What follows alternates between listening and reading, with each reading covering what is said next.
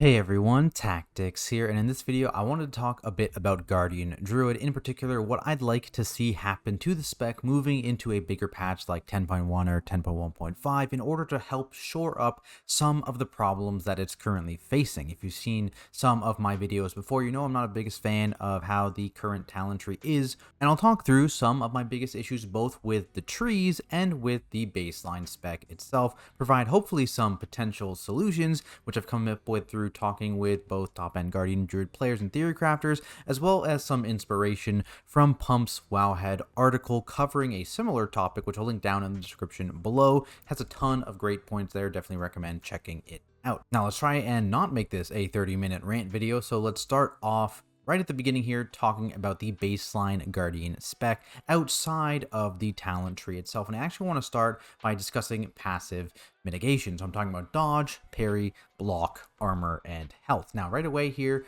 Guardian Druids cannot parry or block, which isn't a bad thing in its own right. Like, tank specs can be different, whatever, as long as it's made up for via one of the other previously mentioned stats. However, that doesn't really seem to be the case for Guardian Druids, as they're middle of the pack across the board here when it comes to health, armor, and dodge, which may be surprising to some people, given that the stereotype that's existed for quite some time around this spec is that bears are just kind of big HP sponges, but that hasn't actually been the case for multiple expansions at this point. The gap in passive mitigation is especially bad when compared to the block tanks, so Paladin and Warrior, where both of them have more armor than Guardian Druids, on top of being able to block more than half of all incoming attacks, not even mentioning the magical attack stuff, which we're not going to get into here.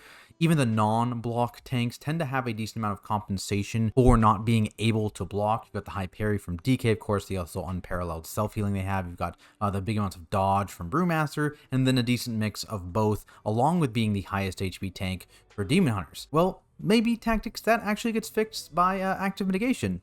Unfortunately, no. Iron Fur is relatively weak compared to other forms of active mitigation, likely due to the fact that it is stackable. However, the problem is the heavy diminishing returns from armor actually makes it not too valuable at these higher stat counts, not to mention the fact that you can't always do these higher stat counts because you don't have enough rage, and the fact that it does absolutely nothing against magic and bleed damage. As a comparable, let's talk about Paladin, for example. Shield of the Righteous running, something they can do pretty much all the time. You still have more armor than a Guardian Druid with 2 stacks of Iron Fur, plus you also have the ability to block all those incoming attacks like I previously mentioned, and you also parry at a higher rate than Guardian Druid's dodge. I'm sure people will say though, 2 stacks of Iron Fur, hey, I can get way more, I can get like 10 stacks of Iron Fur in Incarnation. Sure, that's true, but there's a couple things here to consider. First, I'm talking about baseline mitigation. Bringing major defensive cooldowns into this conversation doesn't really focus on the issue I want to talk about, but even if we wanted to bring those in, I could do something like, say, compare that to Paladin Sentinel, and Guardian would still lose that comparison, right? Second, as I previously mentioned, diminishing returns of armor actually make it so that having these higher stat counts of Iron Fur are progressively less and less valuable, to the point where you're actually like armor capped when you're between like 8 and 10 stacks of Iron Fur anyway, so you get actually like no defensive benefit from those excessive stacks. Plus, again, it's completely unfeasible to actually maintain a stack count this high in lower target count scenarios, even in Incarnation. On top of this, I believe actually Pumps mentioned this in his article, even this absurd amount of Iron Fur stacks, if we say it is feasible, is simply outclassed when you look at some of the interactions of this passive mitigation along with some of these tank specs masteries. The one that he compared to was Prot Warriors and their mastery crit block, which just happens passively while you maintain a shield block, which you can do 100% of the time, which is equivalent to having 10 stacks of Iron Fur whenever it actually procs. Ridiculous. Paladins, similar situation, just standing in your Consecrate, which you can do literally all the time, massive amounts of damage reduction, equivalent to many Iron Fur stacks on top of their other advantages. Meanwhile, Guardian Druid Mastery is just a relatively poor scaling health boost that's been nerfed multiple times, also has that healing taken increase, and even with that, we're not even the highest HP tank, so there's clearly some problems there. Basically, what I'm trying to get at here is that something about Guardian's baseline and active mitigation does need to be adjusted to kind of bring it in line with the other tank specs. A potential way to do that is with a full mastery rework. What that could be, I'm not 100% sure, but I think what is true is that whole giant HP tank thing hasn't been a real thing for a very long time, and it kind of leaves their mastery feeling stale, boring.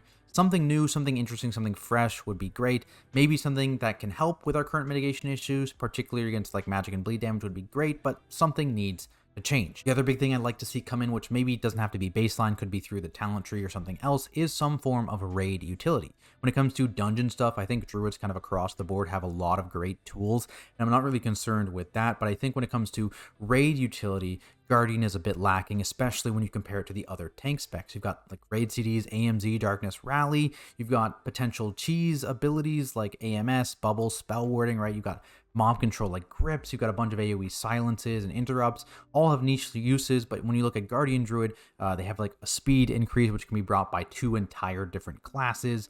Innervate, but that's also very niche. The value often isn't needed, and it's just not really at the power level of the other kind of tank utilities mentioned. So something here, I think, interesting in the utility department is lacking.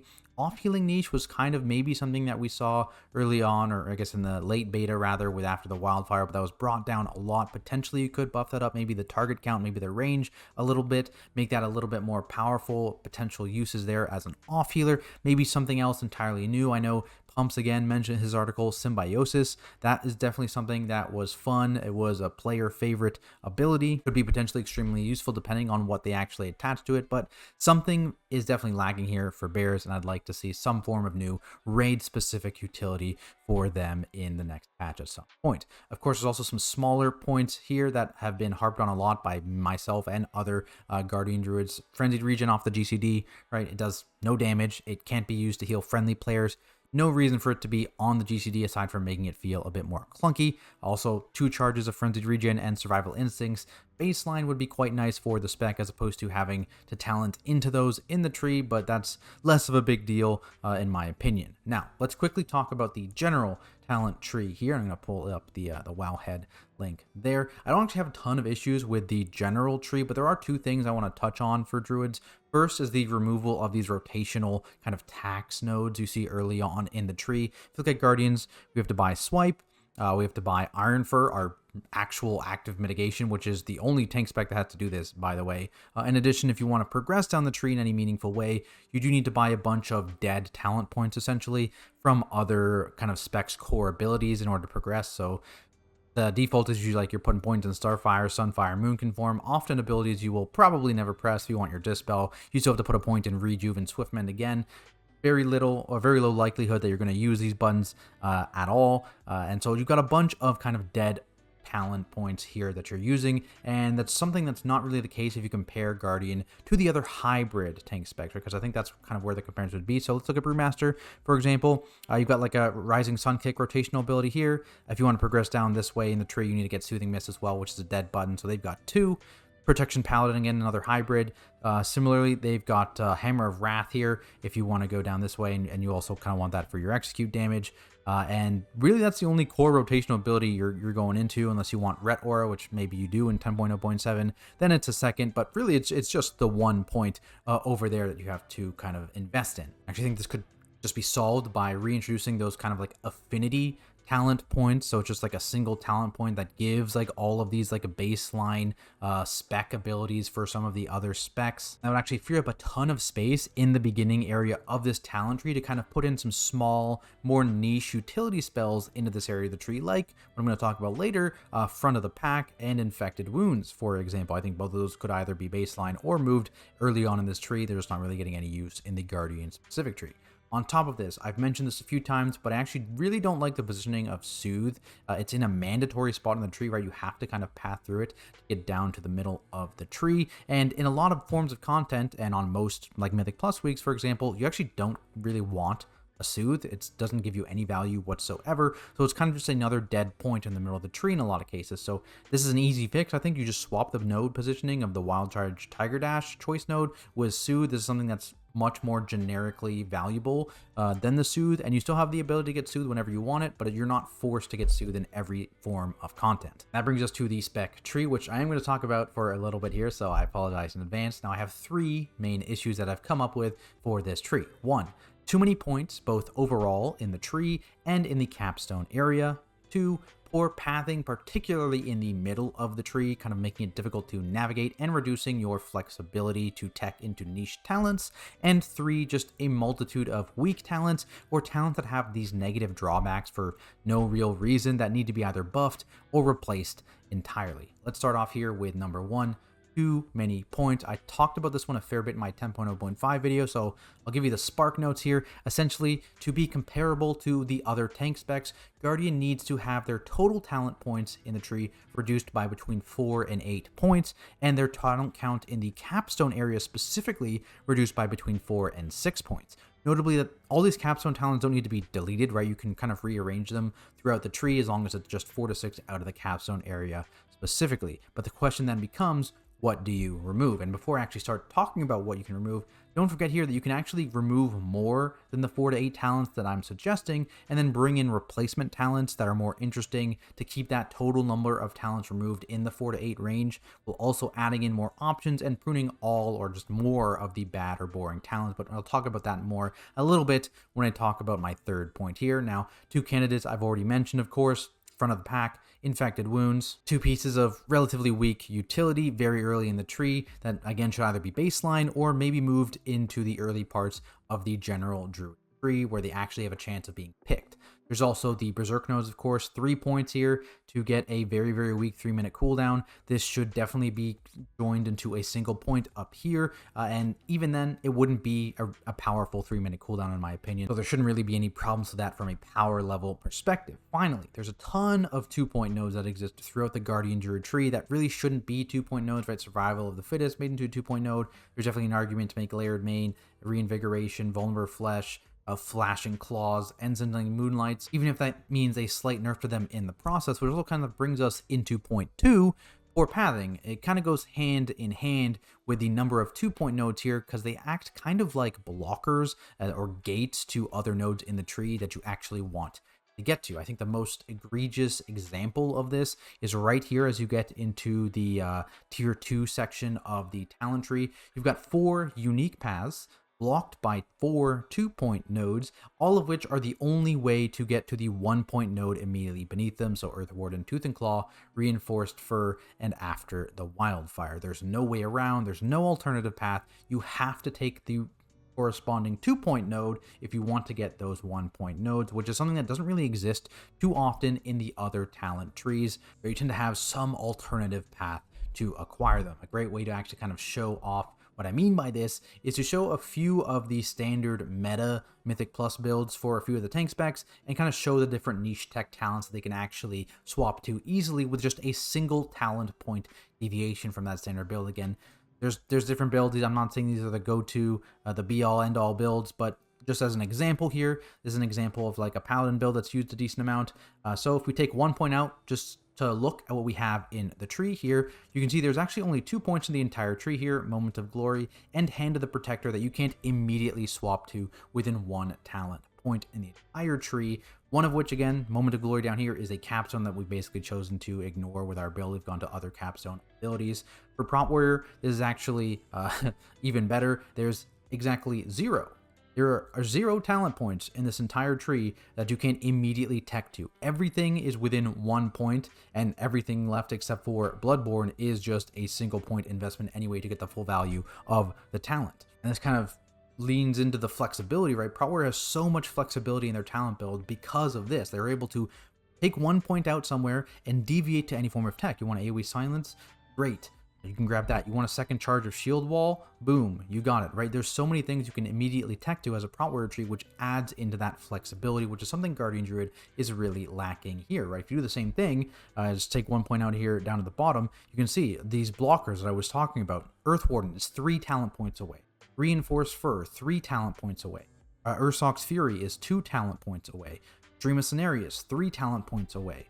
Rend and Terror, Untamed Savagery, 3 talent points away, right? You have so many talent points that are just completely out of reach unless you want to change 3 whole points in your build, which is, it makes it very, very hard, and it makes the spec a little bit inflexible when it comes to deviating from the standard, right? It's just a massive kind of flexibility difference in the pathing department between bears and some of the other tank specs that I really do think needs to be addressed. And again, reducing the number of 2-point nodes helps a lot. Potentially adding new pathing options, like something you could do is you move this a little bit further down, and maybe Vicious Cycle can go to both Earth Warden and Tooth and Claw. Maybe Soul of the Forest can go to both Reinforced Fur and After the Wildfire, right? Give some more options in that sense, kind of reducing maybe the number of unique branches in this middle area, right? There's 4 unique branches. Maybe instead you decide let's do 3 unique branches that can make pathing a little bit better, reducing the clutter in the capstone area, right? There's a ton of stuff here. You can reduce the clutter and then make those connections a little bit better, right? There's a lot you can do here to kind of fix this problem. On top of this, when you're starting to talk about potential talents that are going to be moved throughout the tree, I think the very first thing you want to talk about is our rage generation, where the bulk of it is actually down in the capstone area with Blood Frenzy and Galactic Guardian.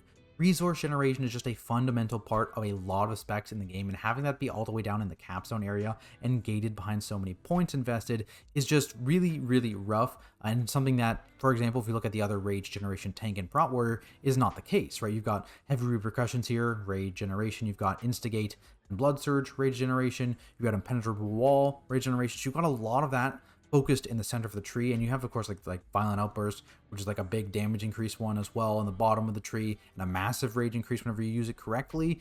So that's down there, but the bulk of their standard resource generation is located in the center of this tree, which is what I think should be the case for classes that do rely on resource generation. I think it makes sense to have these not be gated in the capstone area and have them a little bit more easily accessible. And then we get to my final point, talent too. And of course, I'm going to ignore here the talent that I've already talked about, either removing baseline. So there's a bunch of weaker talents. You've got Lunar Beam, that's a big one. It needs to do like way more damage, like more than triple, maybe like 5 times the damage. An interesting point I saw someone make is, what if this was also an AoE silence? I thought that was cool. It's kind of like the counterpart to the Boomkin Solar Beam. That would also be some maybe niche utility there as well. So that would definitely be a cool option.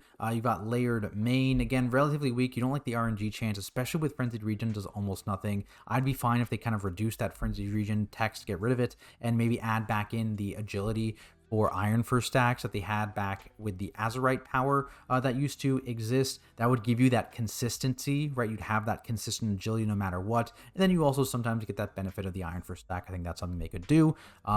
Things like negative drawback talents, Pulverize, it still consumes Thrash stacks. Either make it not consume Thrash stacks or give it a damage buff based on the remaining duration of the Thrash stacks it's consumed to make it actually have a little bit of burst, and you get a little bit of value for actually losing those Thrash stacks. Thorns of Iron, it got reworked, right? It's now capped at, I believe, 4. It's basically a dead talent in its current state in the capstone area. I think probably a rework of this, maybe just make it do this like Thorns damage, just like maybe a 1 set of Thorns damage, just no matter if you have Iron for active or whatever. Move it up to like an early part of the tree or something, because it's in a significantly weaker state. I don't actually mind this talent, but obviously the playstyle for it was definitely degenerate. It needed to be changed for sure, but I think just slamming it down with the nerf hammer and leaving it where it is in the capstone tree makes no sense. So do something with it, move it somewhere else. Something needs to happen there. Magic mitigation. I think some form of magic mitigation via Rage Spent needs to exist. There's like Adaptive Fur maybe from Iron Fur. For those who don't know, it's maybe like a 10% magic damage mitigation when you have Iron Fur up, or maybe just a passive, like when you take magic damage, you are able to then have a 10% DR against that type of magic damage, that kind of thing.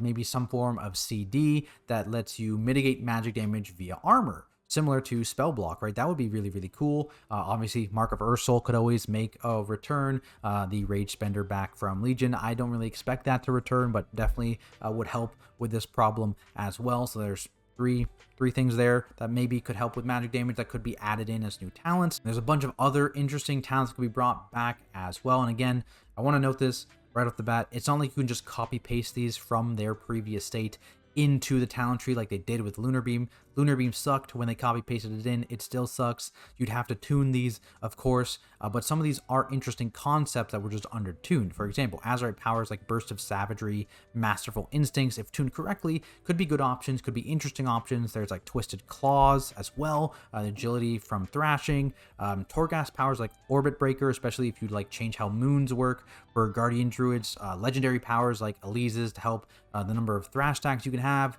or even like Natural Order's Will, which is basically just a more interesting version of Reinforced Fur. In fact, I would definitely say literally just delete Reinforced Fur and put Natural Order's Will there. Really good, really cool. Draft for single target damage is something as well as a legendary power that can be brought back, especially if you make it affect Thrash and single target.